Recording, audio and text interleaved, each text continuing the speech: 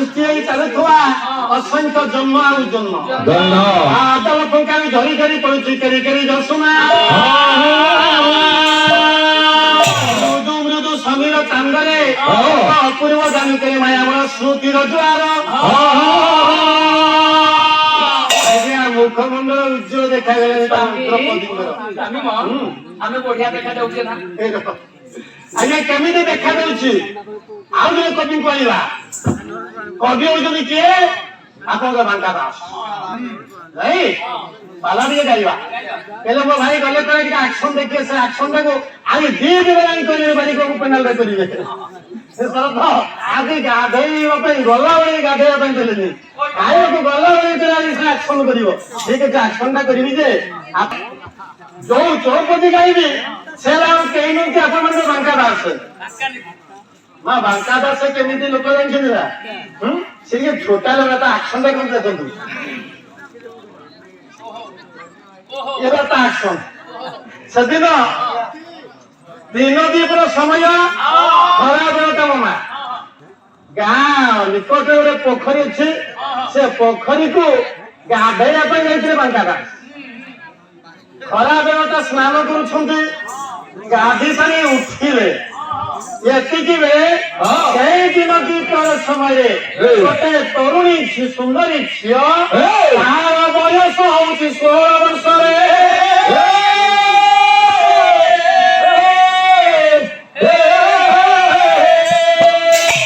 ଯାହାକୁ କବି କହନ୍ତି ଶନି ନବ ନିବୟସୀ କୁଞ୍ଚିତ କୁନ୍ତଳା କେଶୀ ବଲେବାଙ୍କ ନିଧି ଦାସ ବୟସ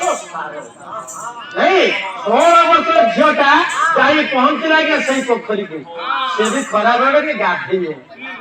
ପୁରୁଷ ସେ ପୋଖରୀରେ ମା 2ଟା ତୁଠ ଥିଲା ଲୋ ଗୋଟେ ହେଲା ପୁରୁଷ ତୁଠ ଆଉ ଗୋଟେ ହେଲା ନାରୀ ତୁଠ ଯୋଉଠି ପୁରୁଷ ତୁଠ ଲେଖା ହେଇଛି ସେ ବାଙ୍କା ନଦୀଟା ପୁଅ ପିଲାଟା ନା ମାମା ସେଇଠି ସେ ସ୍ନାନ କରୁଛନ୍ତି ଏ ତ ଝିଅ ପିଲା କୋଉଠି ବା ଯିବ ଯୋଉଠି ନାରୀ ତୁଠ ଲେଖା ହେଇଛି ସେ ନାରୀ ତୁଠରେ ଯାଇକି ଝିଅଟି ସ୍ନାନ କରୁଛି ଆଜ୍ଞା ଏତିକି ବେଳେ ବାଙ୍କା ନଦୀଟା ଉଠିଲେ ସେ ଟିକେ ଖଇନି ଖାଦ୍ୟ ଏ କୋଟିରୁ ଟିକେ ଖଇନି ବାହାର କଲେ ଅଣ୍ଟାରୁ ବୁଝିଲେ କି ହାତକୁ ଆଣିଲେ ଭଲ ପା ଖଇନି ଟିକେ ଦୋଳିଦେଲେ ଯେମିତି ଦୋଳିବାର ଦେଖୁନାହାନ୍ତି ତା ଦୋଳିବା ତ ଆକ୍ସନ ଅଛି ନା ଆଉ ଖାଲି ପାଲା ପ୍ରାକ୍ଟିକାଲ ଗାୟକ ପରେ ଗାଇବ ଇଅରେ ୟଙ୍ଗ ଭଙ୍ଗୀ କରିବ କୋର ହେଲା କହିବ ତାପରେ ପାଲା ବାଲା ହବ ନା ଆଉ ଖାଲି ଠେଙ୍ଗା ହେଇକି ତ ପାଲା ଗାଇବ କହିବ ମୋ ମୟୂରଭଞ୍ଜରୁ ଆସିছে ଭାଇ ତୁ ବି ମୟୂରଭଞ୍ଜରୁ ଆସିଛୁ ଆସିଲେ କଣ ହବ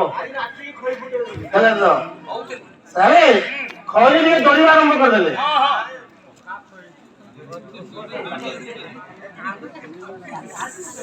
କାହିଁ କାନ୍ଦୁଛୁ ବାପା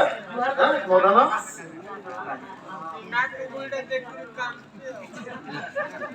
ଯଜ୍ଞ ପ୍ରସିଦ୍ଧ ନାମାନିତ ଚୌର ଗୋପାଙ୍ଗ ନାନାଙ୍ଗ 101 ଚୌର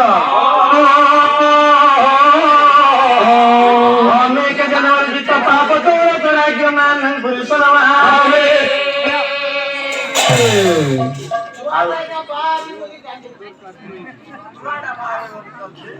ये पुरस्कृत दातांगिरा सर्वनिष्ठ खंडानुगुण से प्रभु सत्यनारायण बोल मनमुंड से रिकवाय सदिन खैनी दिए हाथ में धरिले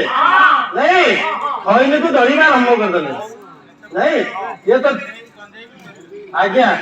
हाँ काली की देवे तो भाई ये पंडाल में बंदे देखिए पाला हाँ आज्ञा छोटा लोग ना ये बांकानी दास होती कवि से गोटाए पद से सुंदरी को देखिए आज्ञा लिखिदे ता एक्शन टा के छाट के मोर भई तो छाट कद के पड़ी पहुंचिया आ ताकड़ी के आउट के आगे पड़ी मते भूलिला भाई होइना ओरे आसु ना हां ए ग्लास को ले जाओ पद को लिखिले कौन लिखिले अति सुंदर देखानी से सुंदरी ता मुखटा पूर्णिमा रो तांग देखा जाउची ये सुंदरी कथा को नहीं मो एठी अर्जुन द्रौपदी को देखिली कहउछंती से कथा कहउची लिखिले बड़ा पद पदनी धरि उछल तो धन्य लावण्य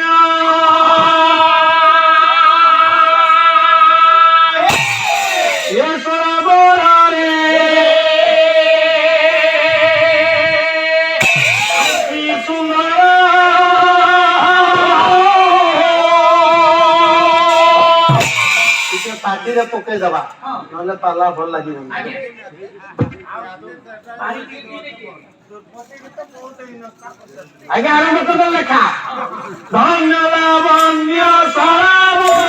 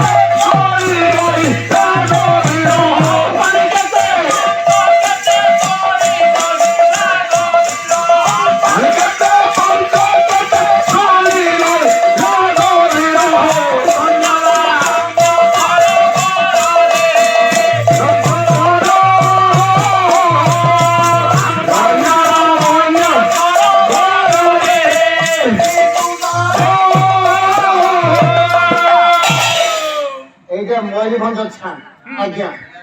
साक्ष्य सिंह बारिक के ए एरिया जाऊंगी एरिया कोड़ी पाला गाई गई तो साक्ष्य सिंह बारिक कोड़ी पाला न गई तो हां हां बाली गोडी तुम एरिया सब जाई तुम मन ना देबे अरे मयूरभंज छान ता अपन देखंतु केमिति आबे मयूरभंज छान देखे दिखला काल तो कोदला मयूरभंज आसी मयूरभंज देखले मयूरभंज छान मारी के जाऊ देखिया चलो ता कॉलेज बाटी की मारे केमिति खइने दला होरी देखो भैया धन्यला बन्य सरब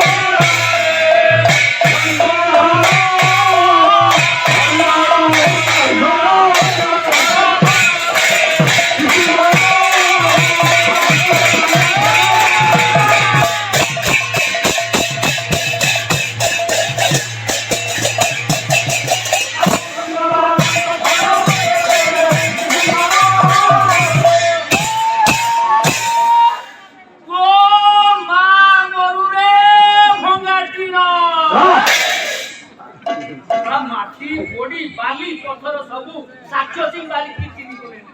एमिति भोगा शब्द होउची जे आज्ञा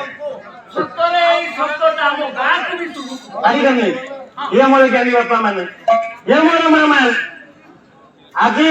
अर्जुन छिड़ाई छनी पांचाई द्रौपदी छिड़ाई छनी अर्जुन कहले द्रौपदी आंबटा मु तोड़ दिबी द्रौपदी आसो ये जो आंब तुम्हें खाइबो वो तुमको आंब तोड़िके देबी से दिन द्रौपदी को संगर मेला बापा आंब गछ मूले छिड़ा होइछन्ती आंब तोड़िबे एका पत्थर मारिलेनी बापा गछ को तोड़िलेनी किंतु आंब तोड़िबे केमिति तोड़िबे हैं विष्णु ये तीक्ष्ण नारा चोर सोरकु कइले